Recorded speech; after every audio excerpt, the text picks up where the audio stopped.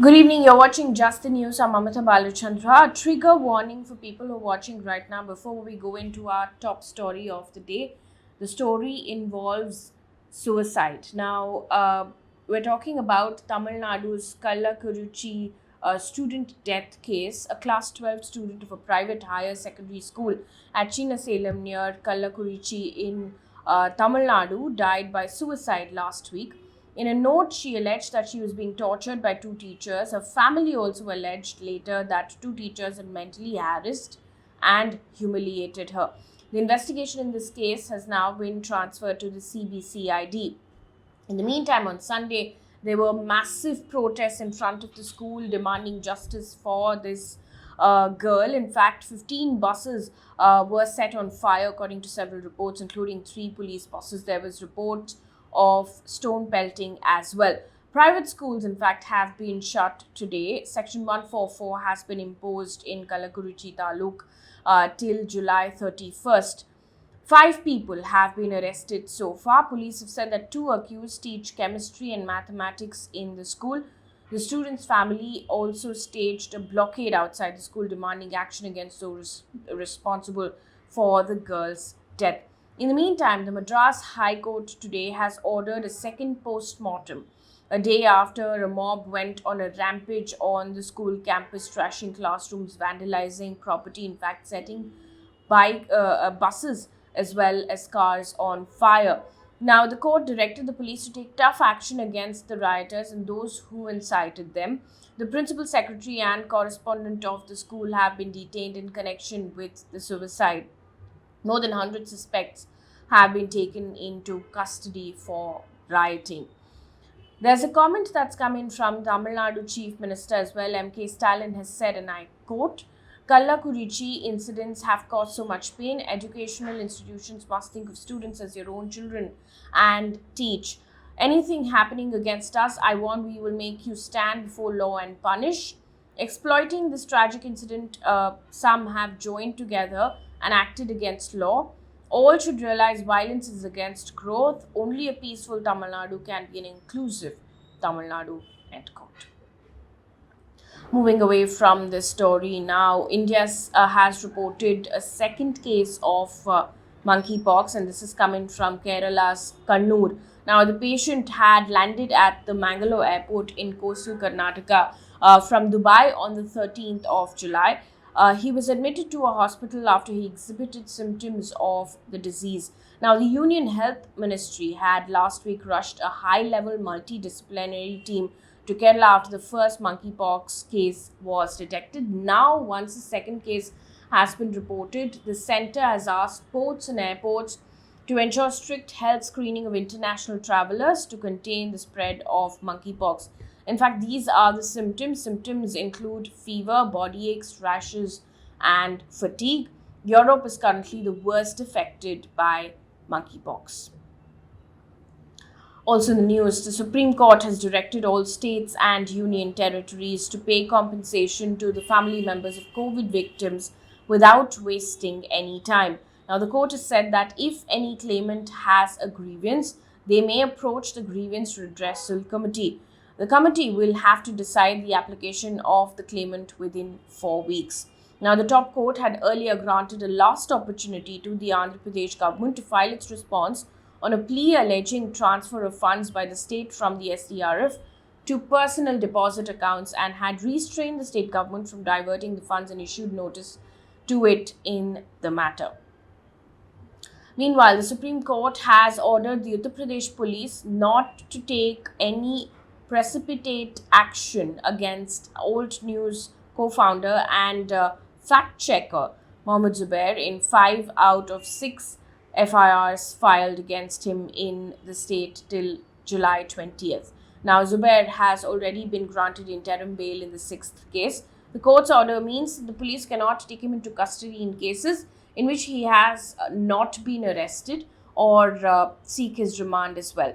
Now, in his plea before the Supreme Court, Zubair has also challenged the formation of the Special Investigation Team by UP Police. The journalist's plea to quash all cases by Uttar Pradesh will be heard on the 20th of July. Meanwhile, India and China held the 16th round of Corps Commander level talks on Sunday for over 12 hours as the two sides attempted to revive the stalled process of disengagement and de-escalation in eastern Ladakh. Now, the standoff began in May 2020 and over 50,000 troops and heavy equipment continued to be deployed on both sides close to the LEC. Meanwhile, this is what's going on in the parliament. Rajya Sabha and Lok Sabha were adjourned till Tuesday as the opposition were protesting against inflation, GST hike and Agnipat scheme, among other issues as well. The monsoon session has begun today. It will go on till the 12th of August. The centre has listed 24 bills for introduction in this session. Former Finance Minister P. Chidambaram and cricketer turned politician Harbhajan Singh were among the 28 recently elected Rajya Sabha MPs who took oath today. Meanwhile, the opposition have announced former Union Minister and veteran Congress leader Margaret Alva as its candidate for vice presidential election. In the meantime, the NDA has announced West Bengal Governor Jagdeep Dhankar as its vice presidential candidate. Also, the presidential election took place today and the total turnout was 99.18%. Draupadi Murmu is NDA's presidential candidate and the opposition have announced Yashwant Sinha as their presidential candidate.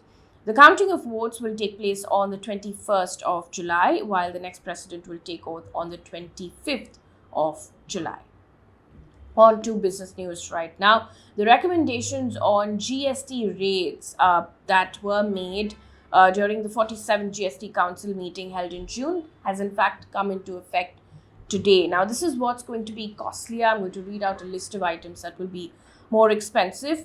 Printing, LED lamps and lights, knives, spoons, forks, water pumps, deep tube well turbine pumps, among others, will become more expensive. However, there are a whole lot of things which have also gotten less expensive or where GST has been slashed.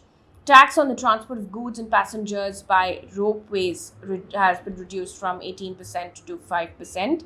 Renting of truck or goods garage where the cost of fuel is included will be cheaper as the tax is reduced from 18% to 12% as well. Meanwhile, moving on to environment news, according to experts, Western France is facing a heat apocalypse as extreme temperatures continue to hit much of Europe. Wildfires in France in recent days have forced over 16,000 people to flee the area with emergency shelters set up for evacuees.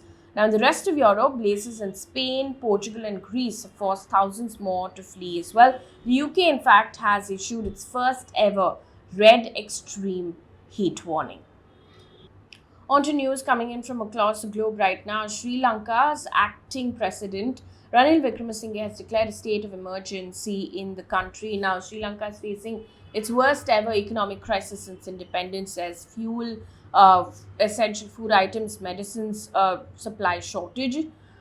Its protest movement, in fact, entered its 100th day on Sunday as well. In the meantime, Indian government has decided to hold an all-party meeting to assess the situation in Sri Lanka on Tuesday. The IMF chief at a meeting of G20 finance ministers and central bank governors in Indonesia has said, and I quote, "Countries with high debt levels and limited policy space will face additional strains. Look no further than Sri Lanka as a warning sign," end quote. Also in the news, 3 people were killed and 2 were injured at Greenwood Park Mall in the US state of Indiana. This comes after a man opened fire in a food court. Now, the unarmed civilian killed the man. Moving on to sports news of the day, England Test captain Ben Stokes has announced his retirement from ODI cricket, saying England's match against South Africa on Tuesday will be his last ODI. Now, he said that playing 3 formats has become an unsustainable format for him. Now, Stokes has scored 2,919 runs in 104 ODIs and taken 74 wickets. And one piece of good news before we wrap things up here on this bulletin, double Olympic medalist PV Sindhu won her first Super 500 title of her career on Sunday. Now, she beat China's contender 21-9, 11-21, 21-15 in the final match of women's singles of Singapore Open. Singapore Open 2022 is Sindhu's third title this year. She won Syed Modi International and Swiss Open BWF Super 300 titles earlier. That brings us to the end of this bulletin. Thank you so much for watching. Good night.